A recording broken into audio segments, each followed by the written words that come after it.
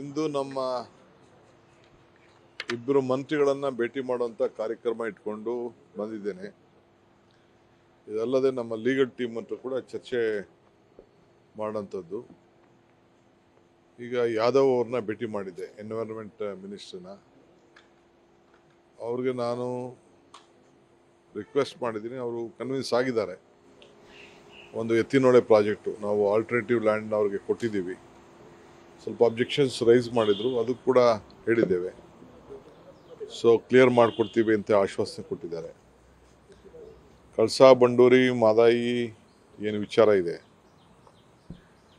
ಅದು ಅವರು ಜೋಶಿಯವರು ಮತ್ತು ಸ್ಟೇಟ್ ಮಿನಿಸ್ಟ್ರು ಕೂಡ ಮಾತಾಡಿದ್ದಾರೆ ಅಂತ ತಿಳಿಸಿದ್ದಾರೆ ಗೋವಾ ಅವರು.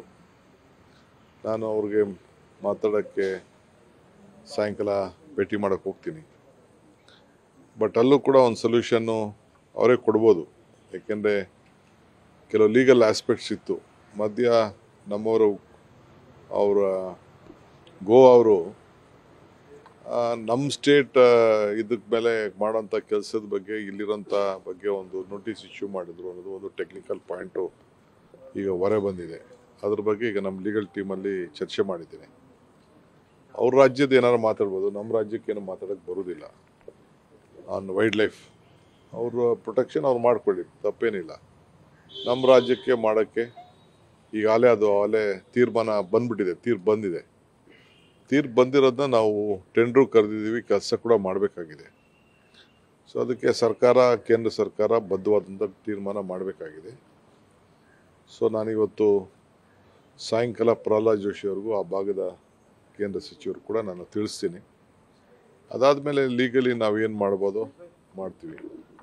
ಈ ಮಧ್ಯದಲ್ಲಿ ನಾನು ನೆಕ್ಸ್ಟು ನಮ್ಮ ಪಾರ್ಲಿಮೆಂಟ್ ಶುರು ಹಾಕಿನ ಮುಂಚಿತವಾಗಿ ನಮ್ಮ ಇರಿಗೇಷನ್ ಇಲಾಖೆಗೆ, ನಮ್ಮ ಲೀಗಲ್ ಟೀಮ್ಗೆ, ಎಲ್ಲ ಪಾರ್ಲಿಮೆಂಟ್ ಮೆಂಬರ್ಸ್ಗೆ ಮೇಕೆದಾಟು ವಿಚಾರ ಇರ್ಬೋದು, ಕೃಷ್ಣ ಅವಾರ್ಡ್ ವಿಚಾರ ಇರ್ಬೋದು, ಮತ್ತು ಈ ಮಾದಾಯಿ ವಿಚಾರ, ಮತ್ತು ಈ ಆಂಧ್ರ ಪ್ರದೇಶದಿಂದ ಏನು ನಮಗೆ ತುಂಗಾ ವಿಚಾರ ಇವೆಲ್ಲ ಕೂಡ ಅಪ್ರೈಸ್ ಮಾಡಲಿಕ್ಕೆ ಅವರು ನಮಗೆ ಸಹಕಾರ ಕೊಡಬೇಕು ಅಂತೇಳಿ ಅವ್ರಿಗೂ ತಿಳಿಸ್ಲಿಕ್ಕೆ ನಾನೇ ಬಂದು ಇಲ್ಲಿ ಒಂದು ಸಪ್ರೇಟ್ ಮೀಟಿಂಗ್ ಮಾಡಿ ಅವರ ಗಮನಕ್ಕೆ ತಂದು, ಅವ್ರಿಗೆಲ್ಲ ಒಕ್ಕರದಿಂದ ನಾವು ಏನು ಕೇಂದ್ರ ಸರ್ಕಾರದ ಮೇಲೆ ಒತ್ತಾಯ ಮಾಡಬೇಕು, ರಾಜ್ಯದ ಹಿತ ಕಾಪಾಡಬೇಕು, ಅದನ್ನು ಕೂಡ ಅವರ ಗಮನಕ್ಕೆ ತರುವಂಥ ಕಾರ್ಯಕ್ರಮ ರೂಪಿಸ್ತಾ ಇದ್ದೀವಿ. ಸರಿ, ಎತ್ತಿನ ಒಳ್ಳೆದು 423 ಎಕರೆ ಅರಣ್ಯ ಪ್ರದೇಶ ಬಳಕೆ ಮಾಡ್ಕೊಳ್ಳೋಕೆ ಈಗ ನಿರಾಕರಿಸಿದ್ದಾರೆ. ಸೊ ಅದನ್ನು ಹೇಗೆ ಟ್ಯಾಕಲ್ ಮಾಡ್ತಿದ್ದೀರಿ? ಇಲ್ಲ, ಯಾಕೆ ಅವ್ರಿಗೆ ನಾವು ಆಲ್ಟರ್ನೇಟಿವ್ ಲ್ಯಾಂಡ್ ಕೊಟ್ಟಿದ್ದೀವಲ್ಲ, ಅದೇನು ಕೆಲವು ಭಾಗ ಫಾರೆಸ್ಟ್ ಲ್ಯಾಂಡ್ ಇತ್ತು, ಕೆಲವು ಭಾಗ ರೆವಿನ್ಯೂ ಲ್ಯಾಂಡ್ ಇತ್ತು. ಆದರೆ ಅನುಮತಿ ಕೊಡೋಕ್ಕಿಂತ ಮುಂಚೆನೆ ಬಳಕೆ ಮಾಡಿದ್ದಾರೆ ಅನ್ನೋ ಆರೋಪ ಬರ್ತಿದೆ. ಅದು ಆಗಲೇ ನಮ್ಮ ರೈತರುಗಳಿಗೆ 40-50 ವರ್ಷದಿಂದ ನಮ್ಮ ರೆವಿನ್ಯೂ ಅವರು ರೈತರುಗಳಿಗೆಲ್ಲ ಕೊಟ್ಬಿಟ್ಟಿದ್ರು. ನಾವು ಅವ್ರಿಗೆ ಕಾಂಪನ್ಸೇಷನ್ ಕೊಟ್ಬಿಟ್ಟಿದ್ದೋ. ಆಮೇಲೆ ಅವ್ರು ನಮ್ಮದು ಫಾರೆಸ್ಟು ಅಂತ ಬಂದಿದ್ದಾರೆ ಅಷ್ಟೇ. ಅದಕ್ಕೆ మన ಕ್ಯಾಬಿನೆಟಲ್ಲಿ ನಾವು ಡಿಸಿಷನ್ ತೊಗೊಂಡಿದ್ದೀವಿ. ಅಲ್ಲೇ ರೈತರು ಪೊಸಿಷನ್ ಎಲ್ಲ, ಫಾರೆಸ್ಟ್ ಅವ್ರಿಗಿನ ಪೊಸಿಷನ್ ಇರಲಿಲ್ಲ, ನಮ್ಮ ರೈತರೇ ಪೊಸಿಷನ್ ಇದ್ದರು. ಅವ್ರು ಬಿಟ್ಕೊಟ್ಟಿದ್ರು. ಕೆಲಸಕ್ಕೆ ಕೂಡ ಹೆಚ್ಚು ಕಮ್ಮಿ ಅರ್ಧ ಕೆಲಸ ಮಾಡಿಬಿಟ್ಟಿದ್ದೀವಿ. ಈಗ ಅದಕ್ಕೆ ಆಯಿತು, ಫಾರೆಸ್ಟ್ ಮೇಲೆ ಫಾರೆಸ್ಟ್ ಆಲ್ಟರ್ನೇಟಿವ್ ಲ್ಯಾಂಡ್ ಕೊಟ್ಟಿದ್ದೀವಿ. ಈಗ ಅದನ್ನು ಮಣ್ಣು ಹಾಕೋದಕ್ಕೆ ತಗರಲ್ಲಿ ಹಾಕ್ಕೊಂಡು ಕೂತಿದ್ರು. ಭೂಮಿ ಮಣ್ಣನ್ನು ಪಕ್ಕದಲ್ಲಿ ಹಾಕದೆ ಇನ್ನೇನು ಈಗ 25 ಕಿಲೋಮೀಟರ್ ದೂರದಲ್ಲಿ ಹಾಕಿ ಅಂತ ಹೇಳ್ತಾ ಇದ್ದಾರೆ. ಆಯಿತು, ಅದಕ್ಕೂ ಒಪ್ಕೊಂಡಿದ್ದೀವಿ ನಾವು. ಈಗ ಸದ್ಯಕ್ಕೆ ಕೆಲಸ ಆಗಬೇಕು. ಈಗಾಗಲೇ 24,000 ಕೋಟಿ ರೂಪಾಯಿ ಇನ್ವೆಸ್ಟ್ಮೆಂಟ್ ಮಾಡಿಬಿಟ್ಟಿದ್ದೀವಿ ನಾವು. ಸೊ ಅದಕ್ಕೆ ವಿಚಾರ ತಿಳಿಸಿದ್ದೀವಿ. ಕ್ಲಿಯರೆನ್ಸ್ ಮಾಡ್ತಾರೆ ಅನ್ನೋ ಒಂದು ವಿಶ್ವಾಸ ನನಗಿದೆ. ಸರ್, ರಂಭಾಪುರಿ ಶ್ರೀಗಳು DK ಶಿವಕುಮಾರ್ ಅವ್ರಿಗೂ ಕೂಡ CM ಆಗಬೇಕು, ಅವ್ರಿಗೂ ಒಂದು ಅವಕಾಶ ಸಿಗಬೇಕು ಅಂತ ಹೇಳಿದ್ದಾರೆ. ನೀವೇನು ಹೇಳ್ತೀವಿ? ಅದೆಲ್ಲ ಆಮೇಲೆ ಮಾತಾಡೋಣ. ಈಗ ಸದ್ಯಕ್ಕೆ ರಾಜ್ಯದ ಹಿತ ಮಾತಾಡೋಣ. ಅನ್ನಭಾಗ್ಯ ವೆಹಿಕಲ್ಸ್ಗೆ ಅಮೌಂಟ್ ಇಲ್ಲ ಅಂತೇಳಿ, ಸರ್ಕಾರದಲ್ಲಿ ಹಣ ಇಲ್ಲ ಅಂತೇಳಿ ನಿಂತಿದೆ ಅನ್ನೋದು ಆರೋಪ ಕೇಳಿ ಬರ್ತಾ ಇದೆ ಸರ್. ಬಿಜೆಪಿ ಕೂಡ ಟೀಕೆ ಮಾಡ್ತಾ ಇರೋದು. ನಾನು ಈಗ ಸದ್ಯಕ್ಕೆ ಅದಕ್ಕೇನು ಮಾತಾಡೋದು ಬೇಡ. ಅವೆಲ್ಲ ನಮ್ಮ ರಾಜ್ಯದ ಸಣ್ಣ ವಿಚಾರಗಳು. ಈಗ ದೊಡ್ಡ ವಿಚಾರ ಇದೆ. 4,500 ಲಾರಿಗಳು ನಿಂತಿದೆ ಸರ್. ನನಗದು ಗೊತ್ತಿಲ್ಲ, ಮಾಹಿತಿ ಗೊತ್ತಿಲ್ಲದೆ ನಾನು ಮಾತಾಡೋದು. ಸರ್, ಈಗ ಬಜೆಟ್ ಅಲ್ಲಿ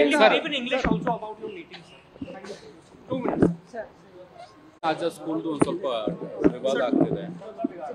Today I am here to meet the Honorable Minister for Environment, Mr. Yadav, and our Irrigation Mr. Patil on the to give award to the Krishna Water Tribunal, which has been announced earlier, 2 meetings was been fixed, 2 days was been fixed, and it has been postponed due to unavoidable circumstance. I don't know what were the circumstances. Again, I am meeting the Honorable Minister for Water Resources to see that award is passed. Number second is that we have 2 major issues pending. One is for drinking, two of them are for drinking water.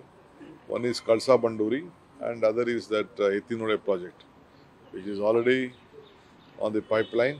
Both works have been, Ethinole is almost in a verge of 60%, 70% of the work is over. But due to some technical reason, it has been stopped by the Forest Department. So we have given them an alternative land. There is a very big project and a very marvelous aqueduct also has been built up there, which is one of the Asia's largest, biggest aqueduct, 10.4 kilometers, which has already been published in the national and international media also. And apart from that, on the Kalsa Banduri project, I think the minister said that they have come to some conclusion discussing with the counterpart ministers.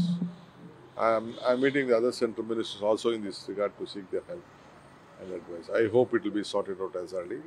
And at the same time, in the coming parliament, I'm coming back here to apprise all my ministers, central ministers and the parliament members, to know them, to inform them what has to be done in the interest of the state and what plan of action and support they have to do it.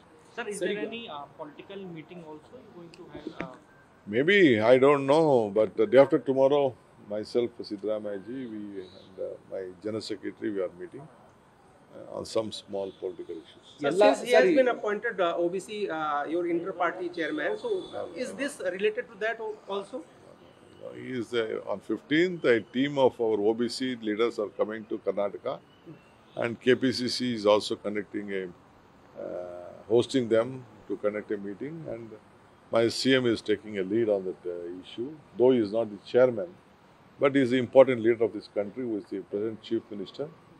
He will also contribute in his own way to strengthen the Congress party on the backward class issue. He is one of the leaders of the backward class.